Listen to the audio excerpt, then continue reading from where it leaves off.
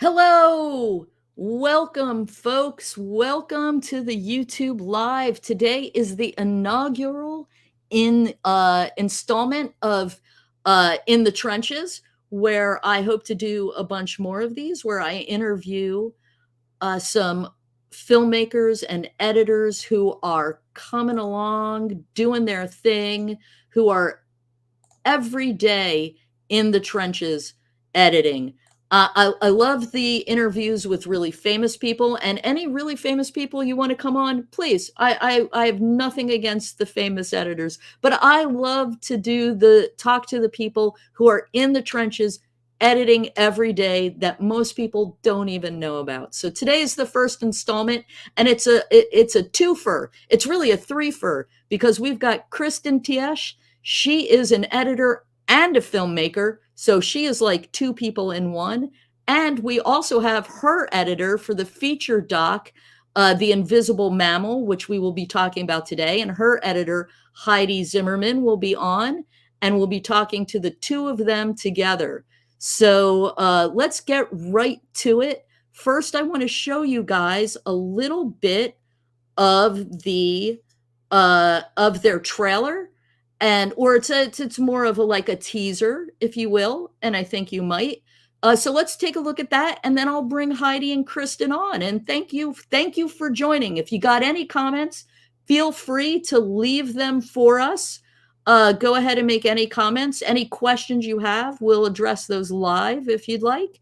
And let's get going, folks. Let's get going. So here we go.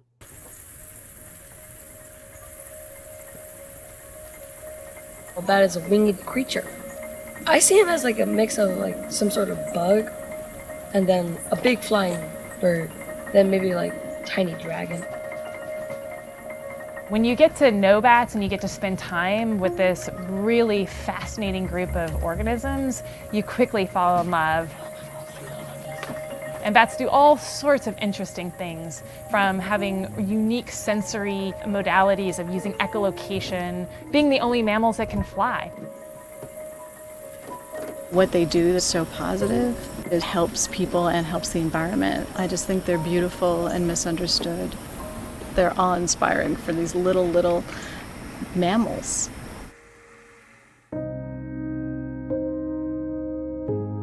White nose syndrome was first detected around 2007. At that time, what we knew was that something terrible was happening. When biologists were going underground to count bats, there were just piles of dead bats. There used to be so many hibernating little brown bats in the area. There are caves that had tens and hundreds of thousands of bats. The numbers just plummeted. It's always a magical moment anytime we get to kind of hold a bat in our hand or even see them do their thing. It never gets old. Special, yeah. The hope all along is that we'd find something that would help bats survive. In places where we have survivor populations of white nose, those survivor populations started hibernation fatter. How do we get these bats fatter in these areas? We know that insects are attracted to lights. We are putting up light lures to attract flying nocturnal insects. Let's go up about halfway. So they can have an all-you-can-eat insect buffet before going into hibernation.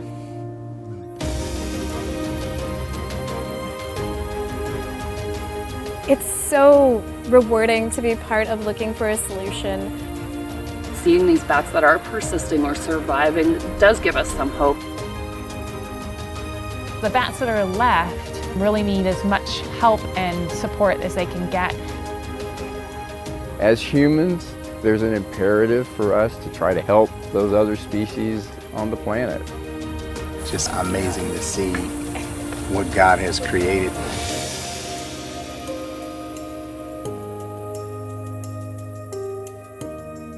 All right. That was edited by the one and only Heidi Zimmerman and directed and produced by Kristin Tieche. Let's bring them to the stage and talk about this fascinating documentary. right now. So welcome, Kristin, and welcome, Heidi, to the stage. How you doing? Hey, great. How are you? Thanks for having us. Thanks for coming along, man. Thanks for coming down. So, of course, we're going to be talking about Invisible Mammal, right? Absolutely. But really quickly, just to give a little bit of history, Kristin and I used to edit together. We were in the trenches. We were in the trenches together, and boy, howdy, were we. We cut for Animal Planet. We cut lots of true crime. We've cut a ton. We've cut a ton together. We've had a lot of fun. And shed a lot of tears. I was going to say, was it fun? Was it fun? Yeah, sometimes when you wouldn't bring in a bottle of wine, it was fun. You made it fun. We made it fun. We did. We found ways to make it fun. But Kristin's also a longtime filmmaker as well. So you've made documentaries prior. This is my first feature-length documentary. Ooh. Yeah, so it's a big difference. I think there's a huge difference between making a short film, which is so much easier, and making a feature-length documentary. So like a short film, you can just make it and put it out there in the world, and you get it into film festivals, people see it, you're happy with that. But then a feature documentary, so much work and time and blood, sweat, and tears and money and energy goes into it that you're like, we need to go big or go home. So we're going big, and we want all the success for it. So that just requires, a totally different approach to filmmaking. So, one of the reasons why I brought on such an amazing editor. Oh, thank you. Go ahead. I was going to say, because as an editor, that a director who's their own editor has a fool for an editor. You want someone else to do it. You need that collaboration. You need that collaboration. You need somebody who, will check you before you wreck yourself. And then, to be honest, as like producer, director, writer, fundraiser, everythinger for this film, like I don't have the time to edit, like you need to just be in that brain space to be able to like look at this objectively from a storytelling point of view. And just say, these are the strongest moments. This is what's working, and make those kind of recommendations. And as somebody like me, like I've got too much on my plate that I can't see that clearly enough. And, and on top of all of it, it is my belief. And I always say this is that, great films are made by having a team of really creative, talented people. Right. So, as, the director of this film, I want to bring on people who are going to contribute their talents and creativity and make it an even better film than I ever even imagined. Together we get there. Mm-hmm. Yes. I love it. Absolutely. Hey, thank you, Pieces People Pro. Nice. They're liking your music choice on that one there. Yeah. And thanks to Amy Loprest out there in YouTube land. Well, if you have bats in your house, you're actually, you're lucky because the bats are there probably eating, all of the mosquitoes and the bugs, and so you can sit out on your patio and not get eaten by mosquitoes. And it's just a sign. It's just a sign of a very healthy ecosystem. And there are ways, if you do have bats in your house and you don't want them there, I always like to tell people that there are ways that you can encourage them to go elsewhere in a humane way. Little signs, tiny little signs, this way to the egress. Yeah. So really quickly, Kristin, why don't you catch us all the way up? How did you get interested in this? I know you're an animal lover and ecologically minded to begin with. But why don't you tell us a little bit about your journey to where we are right now? Definitely. So my bat journey started when I was starting my filmmaking journey. So I went to graduate school in film in upstate New York at Syracuse University, and that was many years ago. And when our rival school, I must say, I have to cut in to say, oh yeah, oh my gosh, I went to Ithaca you went College. To Ithaca. Yeah, right. Oh my gosh, when I visited Ithaca, like my friend and I, my roommate and I were like, why didn't we go to school at Ithaca? It's so beautiful, so much prettier, like Syracuse. Anyway, so there was a pub that was on campus, and it's called the Incomplete, and see that play on words, and we sat out in the summertime having our beers, and one night I just remember like seeing something fly by, and then I looked up in the sky and it was just like filled with bats, and it was like, whoa. And growing up in the Bay Area, we have these foggy summers, and I had never seen a bat before. I never even known that they were around. And then all of a sudden it was this kind of awakening, and I was witnessing this natural phenomenon, this unforgettable natural phenomenon. Then flash forward 10 years later, I'm back in San Francisco, and I was reading an article in the New Yorker by environmental journalist Elizabeth Colbert, and she wrote an article about how bats were in trouble. Bats in North America were in trouble. There was a disease that was called white nose syndrome that was killing bats by the millions, and the epicenter of this disease was upstate New York. And so immediately I thought of these bats that I had encountered in Syracuse, and I was wondering, like, are they still there? Did they die from this disease, that's killing bats by the millions? And I decided I was going to start following that story. And I thought to myself, this would make a really interesting documentary. That was in 2009. And then long story short, 2019 is when we actually started principal photography on the feature-length documentary. Right. How long did it take you to do the short? So I made a short. So what happened is that because, documentary filmmaking in this country, is totally underfunded. When you're an independent filmmaker, there are documentary filmmakers like Ken Burns that, get funding before he even, starts doing his film and stuff. But like most of the time, documentary filmmaking is, it starts with an idea, and a crazy idea, and somebody goes out and shoots films a bunch of stuff with their camera. That's exactly what I did. So there's a bat colony outside of Sacramento, underneath the I-80. There's 250,000 Mexican free-tail bats that live there in the summer. And so I found out about this. I contacted the woman who's like the bat educator up there, and I asked if I could go film with her. And she said yes. And so I had all this footage, and I was like, okay, cool. This is going to be in my feature documentary. And then I set out to raise funds for that, and wrote all these grants, like a naive, young independent filmmaker would do. And I got rejected again and again and again and again and again and again and again. And then I just kind of gave up. I was just like, oh, well, I guess I'm not making this feature documentary. And then I think somebody contacted me and said, hey, I heard you're making a documentary about bats. I'd really like to show it, And so then I was like, hold on a minute, what? So then I looked at how much I had actually edited, and, as an editor, I was like, oh, I'm actually really close to finishing a short film about bats up in Davis.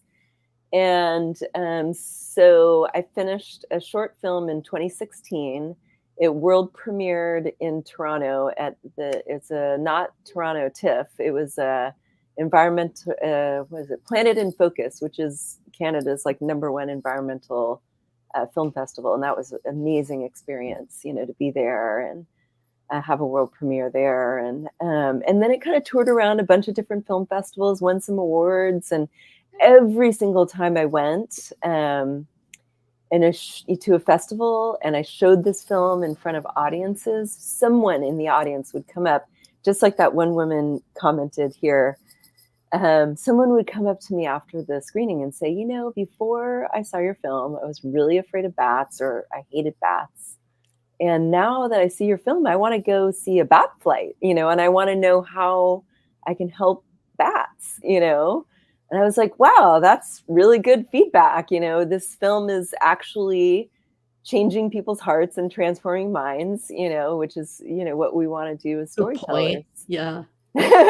So then along the way, I met some other filmmakers, environmental filmmakers, wildlife filmmakers, and there's this one guy, Matt Podolsky, who's a documentary film producer, and he said, "Hey, Kristin, I want to help you turn this into the feature that you always wanted it to be, and I'm going to help you do it." And so that was in 2018, and then 2019 we actually just got started. And then in 2020, I met Heidi. Yeah, before the pandemic.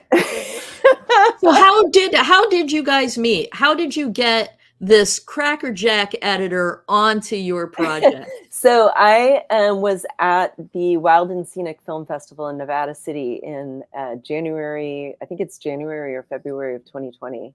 I think it's January of 2020. And I went to, and because I love orcas as well as bats, I was like, oh, I want to go see the orca film. So I went, I was watching this orca film, and as I was sitting there in the theater, I was like, gosh, whoever edited this is a really good editor, So I waited and I watched the credits, and I, immediately I got out my phone and I typed your name into the internet, and I found her, and then, and told her about this bat film.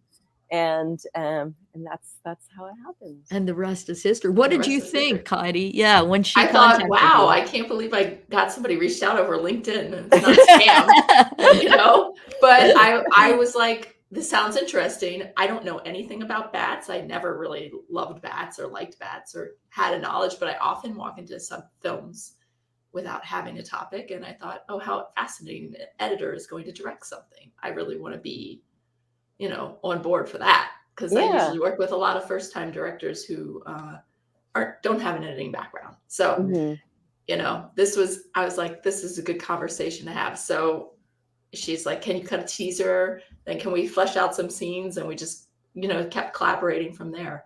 Yeah, that's awesome. Yeah, I mean, listen, from someone who's edited for a lot of first-time filmmakers, it's like, it's different when the person knows the process. Yes. At bare minimum, there will be B-roll. Oh my gosh. But so many things like that people are surprised along the way, like legal, that's a thing that people are often shocked about, how not horrible, but how difficult of a process that is, or the clearances and all of that. And so to have somebody who's done this before and been through the process, just not having been the director, it was like, oh, no, I know what it's going to take to really get this to a top tier festival. Yeah. Yeah. It's at bare minimum. Gonna look good, gonna make sense, gonna have a plot, gonna have characters. Story. Yeah, they're gonna have characters. There's character development. So while we're on that topic, let's talk about how you guys went about crafting this film.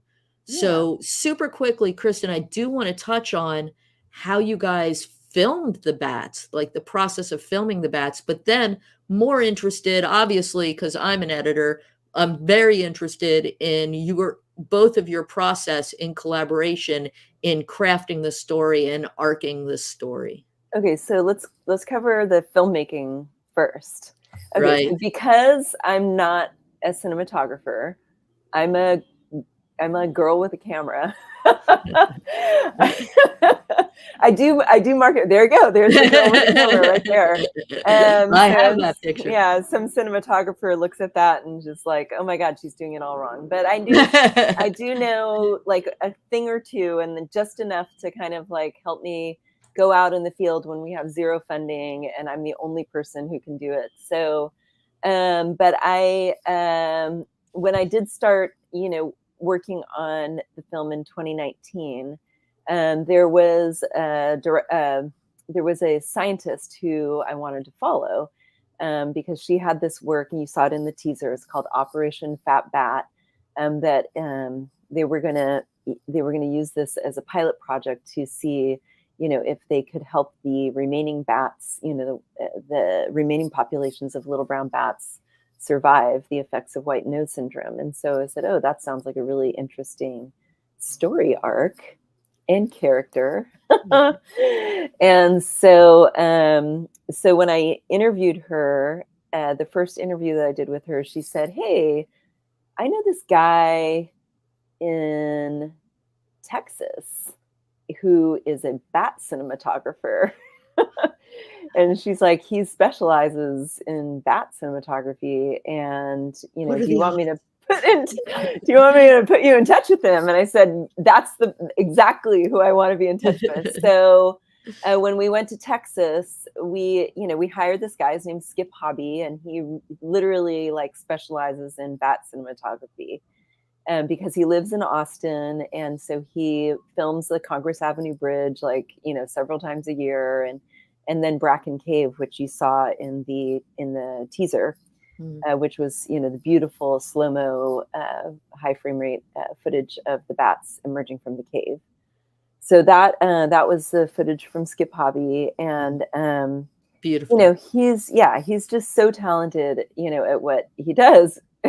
Thankfully, because we got the best. We got the best cinematographer, to work on our bat film. I mean, for me, yeah, go ahead. I was going to ask you, I'm sure the scientists that you have, first of all, I love that it's predominantly women is super cool. Isn't that cool? Yeah, it is really, really, actually. And I'm sure that they were kind of thrilled that someone's covering what they've been trying to get people to understand for so long. Yeah. So Dr. Winifred Frick, who's the main character and the chief scientist of Bat Conservation International, she understands the value of film and storytelling, and that's really lucky because scientists aren't always the most camera ready and relaxed on camera type of people, or stereotypically aren't, at least. But she understood, from the get-go, and had a little bit of media training as well. And I think she had some acting experience, in college. I think she told me that she used to take some acting classes. So it was when I was like, hey, could you go do that again? She was really good at making it look genuine. So that doesn't happen very often. And so now I'm on a little bit of a tangent, but when we went to film the first day of filming in Michigan, Upper Peninsula, which is where they were doing this pilot project, Operation Fat Bat, I arrive and it's a team of women scientists. And I was immediately thinking, oh, this is not just a film about bats, it's a film about women in science and how women work together, and how they collaborate together, and what that looks like. And so that gave us kind of a B story, to our A story, I love that. Yeah. I love that. All right. Then moving on to how we crafted the film. Yeah. Let's talk about the craft of storytelling now. So I'll start out, and then I can pass the mic to Heidi and stuff a little bit as well. But the fact that we were following a science experiment in the field is what gave us our initial story arc. I knew at that point that the film was going to be hinging on this, will they or won't they find a solution to help prevent the extinction of the little brown bat? So that's kind of our central question. And I knew that was the question that we're going to be, trying to answer in this film. And that gave us our natural story arc. And then from there, we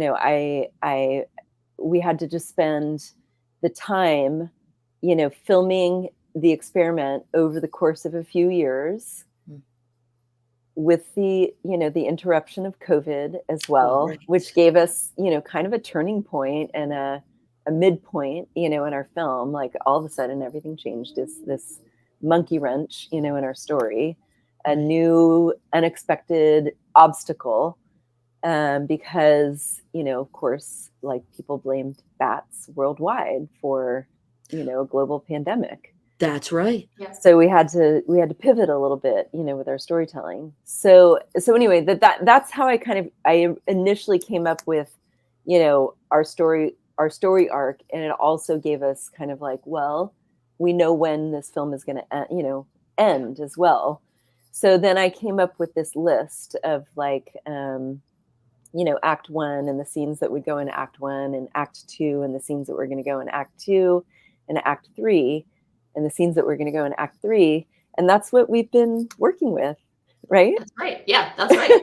Which is not necessarily, I do a lot of independent documentaries, and having a structure that's so outlined is not necessarily how people do it. But I guess when you work with an editor, you get that sort of extra bonus direction. Yeah, so we've been following that roadmap, and along the way, things have been changing. Oh, maybe we don't need so much time on this. Maybe we need. Wait a minute, we never explained this. I thought this was obvious, but we're building it out, and I guess we'll see from there how to whittle it down to the runtime that we're looking for. What are you at right now with your TRT? Total running time. So we are at right now 2 hours and 7 minutes. And that's good. I know. That's good. No. Okay, let me tell you something. You want it fat. It is fat. It's not, and we're not quite complete with the whole. There's some scenes that still need to be added. So I imagine it'll be a 2.5 hour runtime, which is totally normal. That is, a lot of films I've worked on have fallen in that range, and then it's actually getting down and getting 40 minutes out is not as big of a deal as those last 10 minutes and tightening that last 10 to, that getting it down to the 85, 90, that's where the harder choices and the refinement really come in. So, I'm thinking this one is looking really great and is at a good length for us to have great choices to make from, Yeah. So right. I've definitely been on stuff that's been longer. I was on one film that had a 17-hour first pass. That is a healthy first pass, right? It is. I wasn't the editor on that one. I was the assistant, but I just remember, like, they couldn't even watch it all in a day. I was like, how do you even know where it's like how it's feeling? So you can watch it in 2 days. I would say that's like at least. Yeah, they like 3 or 4 days of watching. Yeah. Now I feel bad about complaining about getting a 3 hour string out, man. When it's like, 3 hours, holy moly. But now that seems like healthy, because it seems light compared to a 17-hour opus. Yeah. Imagine to be cutting for like 5-6 months, and that's where you start. I don't know. No. I mean, I don't want to imagine. I have to say your timeline is right about on par for documentaries. I mean, a lot of people who aren't in the biz don't realize, and I get a lot of people not in the business, right, who come up to me and say, I've got a great idea for a documentary for you. And they're telling me their documentary, and my eyes are glazing over. And then they stop talking, and I say, I know you're thinking you're sitting in a theater watching a documentary that's fascinating, eating popcorn and loving it. But what I'm seeing is like the next 5 to 10 years of my life flushed down the toilet. Yep, gone. So you gotta love if you're going to make a documentary, you have to love the subject, because it's such a long process. So if you started in 2019, 5 years, you are right on track. Yeah, and we haven't been editing consistently for 5 years. We are editing consistently now, and we're in the post-production process. But I've made other films, and think, it's the fun of documentary editing. I mean, I had 1 year where I had multiple films come out at the same time, and people were like, how did you edit all these films at the same time? It's like, well, I didn't. Right. This one got funding for 4 weeks, so I cut it for 4 weeks. And then this one got funding, and I cut it, and then and then it didn't have funding again. So I went back to the other one because they got more money. And it was just this, like, that's how it happened. But right. We have been working really hard to get where we're at this summer, and we are on pace with, I think a lot of people look at documentaries and they're like, come up with like a reality schedule or something. And the Alliance for Documentary Editors, which I'm a part of, we like to say for every 10 minutes of screen time, it's a month of editing. And, and that's with having an assistant editor. And some projects don't have budget for assistant editors. So if my computer goes down and I'm the only one dealing with it, maybe a little buffer time for what happens when we can't actually every day. Yeah, and this is a great time to shout out our assistant editor. Yes. Oh yeah, let's shout out who Diana actually connected us with. Just crazy. When I started Next Level Editing Academy, and for any of those of you out there who have any questions about Next Level Editing Academy, feel free to go ahead and ping me about that. We got lots of courses and classes and interesting stuff going on. But I initially talked to your assistant editor, Casey Tauschner, or Tushner. I actually still don't know how that's pronounced. Heidi, do you know? I don't know. Sorry, Casey. Casey in person. Well, Casey and I have had coffee and beer and all of the things together and passed hard drives back and forth and been in the same room. And that's like last name thing. I didn't. We'll just go. I feel terrible. We'll go with Casey then. Casey.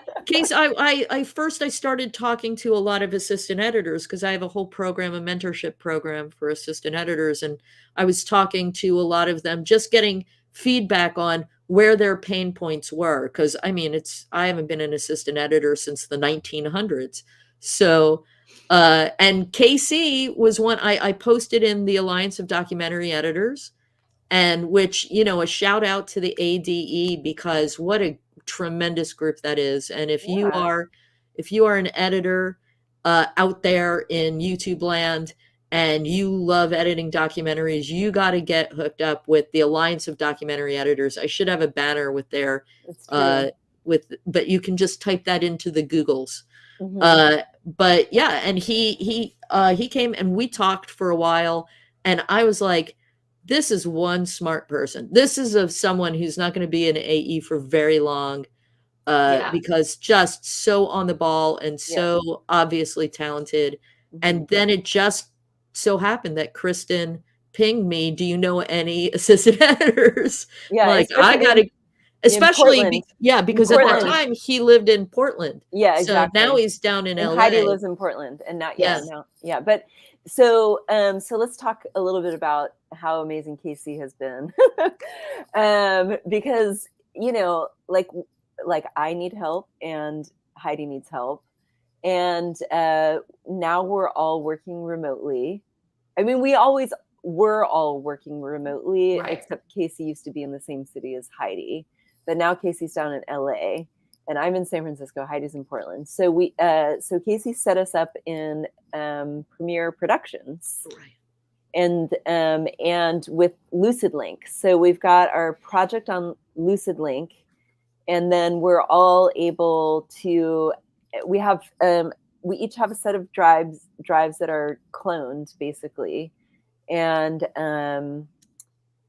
we're all able to open up the project and see the exact same thing that the other person sees.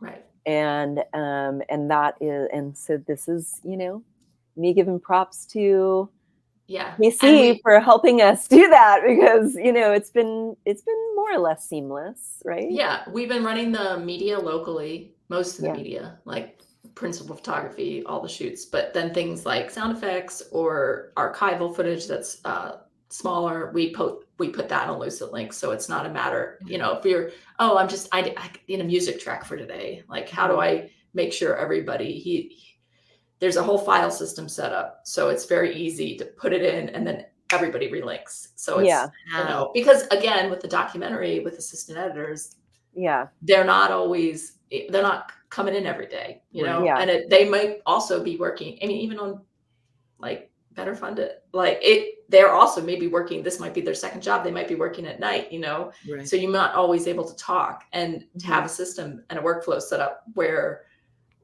we don't have to, it's all explained and it flows, and we don't have to like talk all the time to make sure it works. It's great. How been is very how happy. is Lucid Link and Adobe, and specifically Premiere Productions, working for you guys? I used Productions eons ago when it first came out, and I was like, "This is going to be great," but at the time, it was maybe not quite yet ready for prime time. But this is eons ago. This is well before COVID. So I'm curious to know, like, is it working out? Is a little laggy, or is it working out good?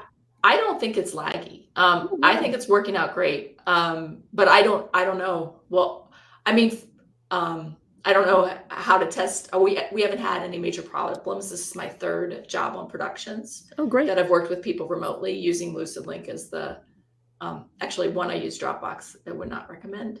Lucid Link way better. Updates faster. So it seems that it's working smoothly. Haven't had any major issues or anything yet. Yeah. To report. I should say none of us are being compensated for plugging Lucid Link or Premiere. Right, that's true. Yeah, we're not. That's true. Yeah, We're just happens just to be what users. you're using. Yeah, what they're using. Great. So let's talk about where you're at right now. Do you have a finish line in mind? Yeah. What are you working towards? What's the timeline, and how are you guys doing on funding? I should I should say, I want to put this up here for anyone who's interested. You can go to the invisiblemammal.com. They are a 501c3. So if you help them out, if you donate any money, and we're not saying you should, but I mean, would be nice. Help them bring this home, bring this through the home stretch, because it's very expensive to make. It is tax write-off. So so we are fiscally sponsored by the Wildlands Collective. They're our fiscal sponsor, so that gives us 501c3 status. So any donations are tax deductible. In terms of the finish line, we literally have like a handful of scenes. And when I say a handful, I mean like 5 to 7 or something like that. 7. Yeah. Okay. 7 is what I have, but I know there's one that's it's pretty close. So we're pretty close to finishing our first cut, which is amazing. But then, as Heidi mentioned, it's going to be 2.5 hours long. And it's now beginning of August, and film festival applications and submissions are due soon. Mm-hmm. And so we can't submit a 2.5 hour cut, to South by Southwest, which is where we want to premiere. We have to, make sure that we send them a really tight first cut. So that's going to require us to work, full time between now and the end of September. And, this whole process is just, it's us keeping ahead of Heidi, and so we right now we have we have funds for, Heidi for another 2 weeks, that's confirmed. We 2 weeks. we got Heidi for 2 weeks. That's confirmed. Right. So that will. I mean, I think the 2 weeks that will get us to the end of our first rough cut. Yeah, I think so. Yeah, I mean, I know so. I know the pace we've been moving at. So and the way that we're getting there, go back to like process a little bit is, I'm going through the transcripts and writing paper cuts and scripts. And then passing that off, so I'm giving Heidi time code and where to find things. Yeah. And then I watch the verite and I fill in the scene with verite, and then I take out some of Kristin's lines. Yeah. Well, I give her too much. I give her too much. I give her too much. And maybe I add something and then I send it back, and then we kind of collaborate back and forth, but we are, there are notes and changes that we make, but we're careful not to go too crazy, because you don't want to polish something that's just like, this is its one chance and then it's done. And I'm not giving her a 22-page script for a 3-minute, scene. I'm giving her like a 3 or 4 minute script for a 3-minute scene. Right.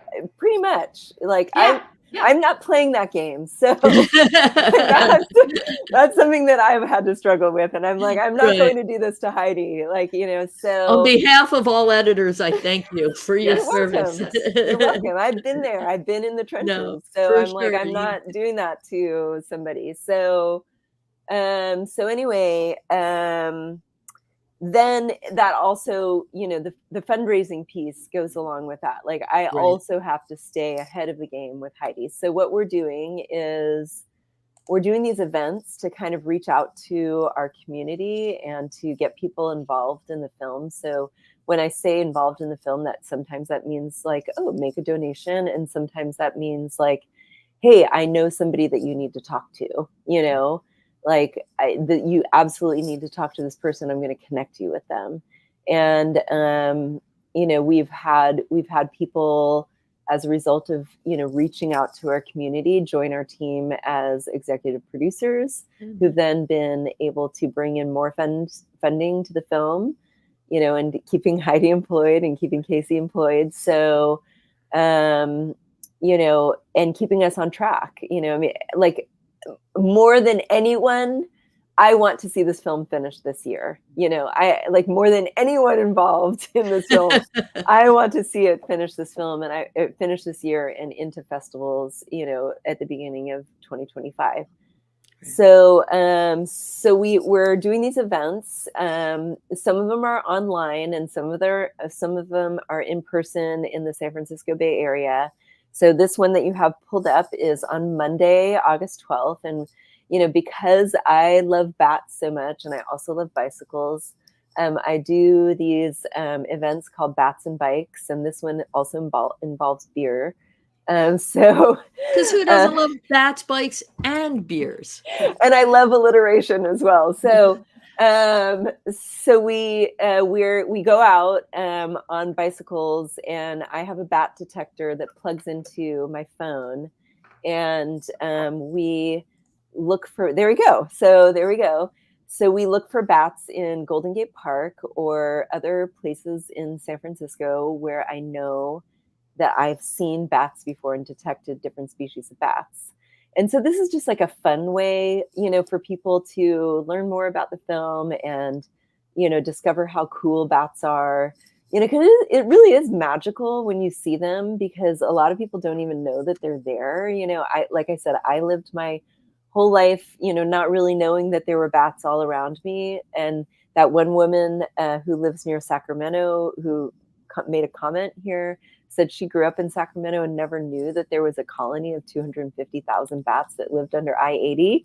So, people like live their whole lives and they don't even know that the bats are out because, they come out when the sun goes down, literally. So that also makes filming really exciting.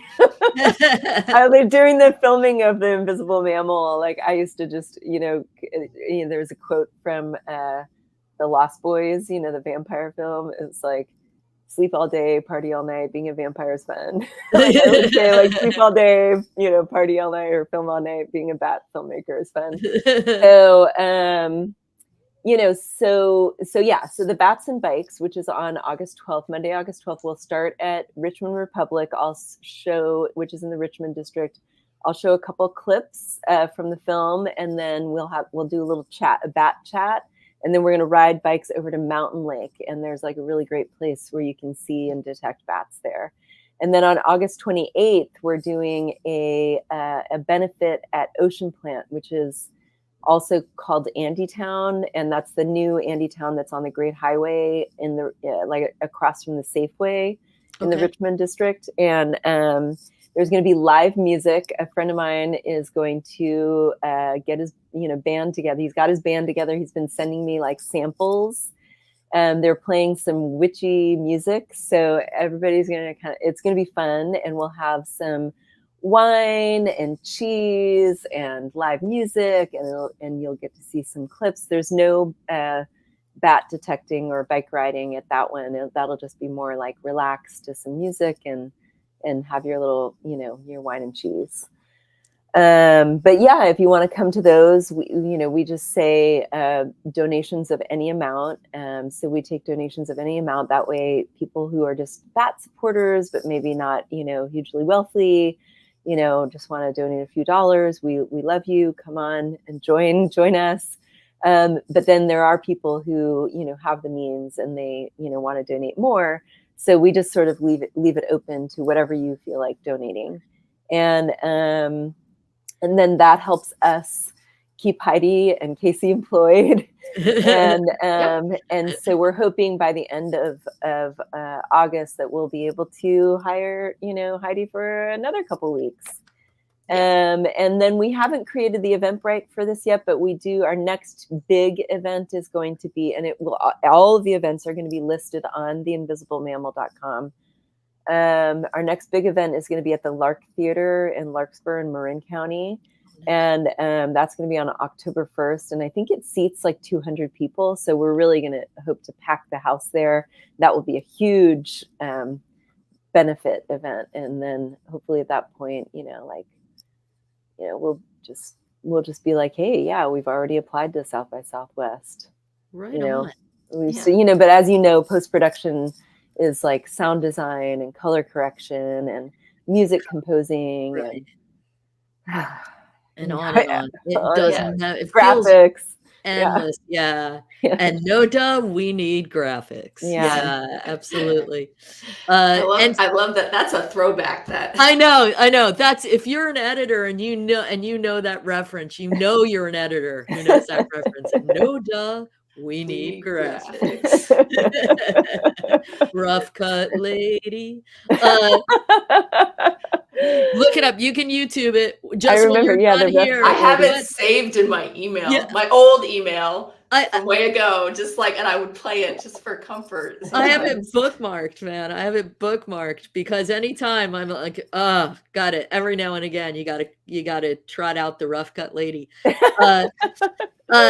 Let me super quick question from the peanut gallery. I know who Chocolate Milk is. Hey, Chocolate Milk, welcome. Super quick, was curious to see if there was any anxiety going into the caves. Did you go into the caves with them when they were shooting, Kristin, or were you like, I'm just going to be out here?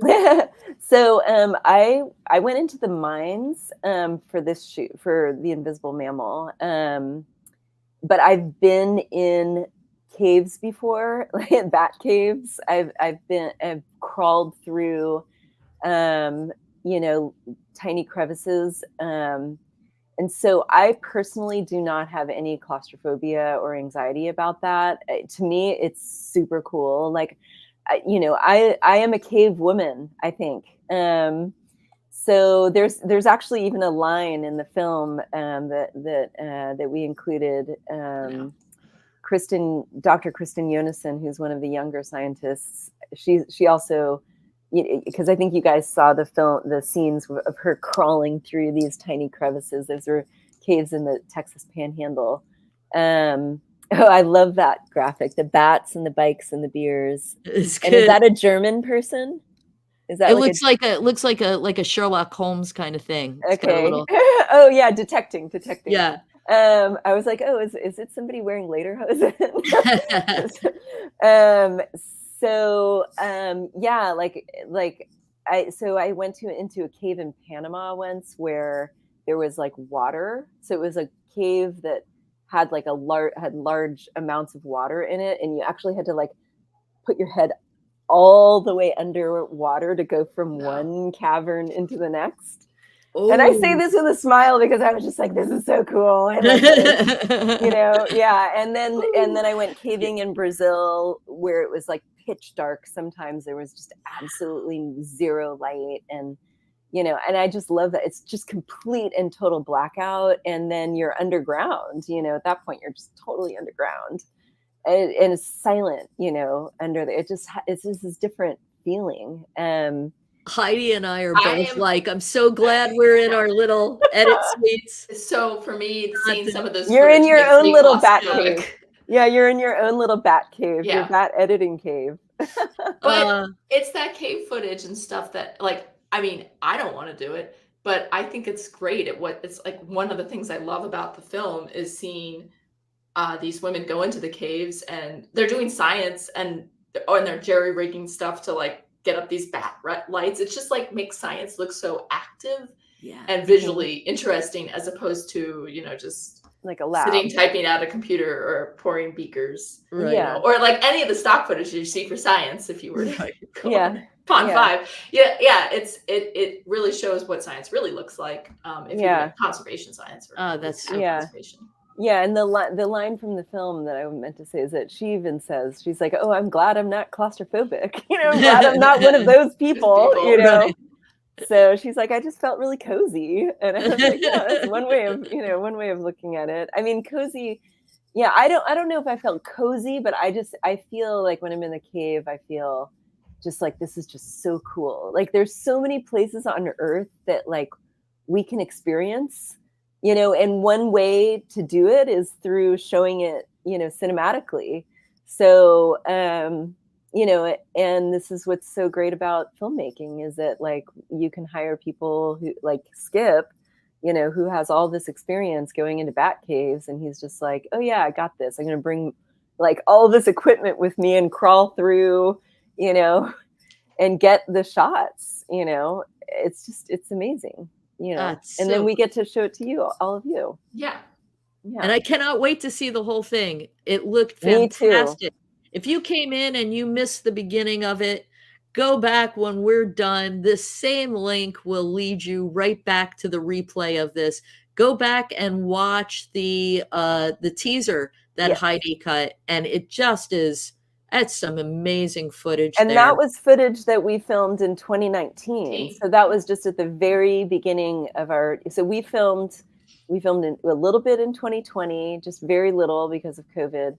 Then we filmed a lot in 2021 and we filmed a lot in 2022. So we have so much more. We have to recut that trailer, you know, because the film has changed so much. So it is true that you said it's kind of more like a teaser than a trailer. Right. Definitely. Yeah. So definitely. Yeah, it felt the tip of the iceberg for how awesome the visuals are. Yeah. Exactly. It felt more like a teaser to me, but it does its job because I was fascinated. Yeah. And super quickly before I let you both go, I want to remind people, one, theinvisiblemammal.com. If you want to have a bat event in your place, can they get a hold of you, Kristin? Yeah, there's a contact form. There's a contact form, or you can just look for me on LinkedIn and send me. I like LinkedIn. She loves LinkedIn. Hit her up on LinkedIn, folks. Or we have an Instagram, which is @theinvisiblemammal. I can type it in. Which I didn't create a graphic for, but you see the Invisible Mammal, put an @ right there, right in front of the T right there. Do you know how to @theinvisiblemammal? Yeah, I don't know how to make a comment. The do I just type in connect mammal? Oh no, you know what, I've got that technology. There you go. Okay, yeah, there. So @theinvisiblemammal is our Instagram and Facebook and stuff, and so you can also reach out that way, and we'll respond. But and if you want to help get this film to the finish line, go ahead, hit up theinvisiblemammal.com. There's a donate button right on the front page. You can't miss it. Yeah, and if you're in San Francisco or in the Bay Area, you can come to one of our events. I'd love to meet you in person. Bats, bikes, and beers. I mean, come on, it doesn't get better than that. And plus, don't forget the live music at Ocean Plant, which is going to be great. And at each one of our live events, we show exclusive clips, from the film. So, like clips that are not online that only you will have access to at the live event. Awesome. And super duper quick, tangentially related, I also want to pimp super quickly. Heidi has got right now on the Netflix Black Barbie documentary. Yes. Yep. Don't forget, go to your Netflix, watch some of Heidi's work, and get excited about The Invisible Mammal from watching Heidi's work. Okay, and somebody asked what the Larkspur date is. That's going to be October 1st, and I have not put it on the website yet, but all of the events will be on the website. So that'll be up there, and you can find out about that. We love the bat puns. We love that. Thanks. Yeah. Thanks, James. Acrobatic. Don't forget the Invisible Mammal. We are winding this up right now. Yeah. We went a little long, but I feel like we covered a lot. I feel like we did. Yeah. We went on a journey. We did. Thank you guys for coming to the inaugural, I got to figure out a different word for that. This is hard to say, episode of In the Trenches. And I was going to say you don't have to, because now you've done it. So you never have to say it again. That's right. You never have to say that again. I'll tell you, yeah, that's right. That's true. There's only going to be one inaugural. There you go. One and done. All right. Well, thank you guys. Thank you all for watching out there. Really appreciate you. Thanks for having us. And we will see you all next time. Hit that smash button. Smash that subscribe button. You're gonna wanna stay in touch with what's going on here. We'll say goodbye to Heidi. We will say goodbye to Kristin, and then we will say goodbye to me. Thank you all for tuning in. Smash the subscribe button, hit like, leave a comment. If there's an editor out there that you want to see interviewed here, let me know. I'm keen to talk to them. Take care, and thank you one and all. Appreciate all of you guys. And we will end with this. We will end where we started. Shall we?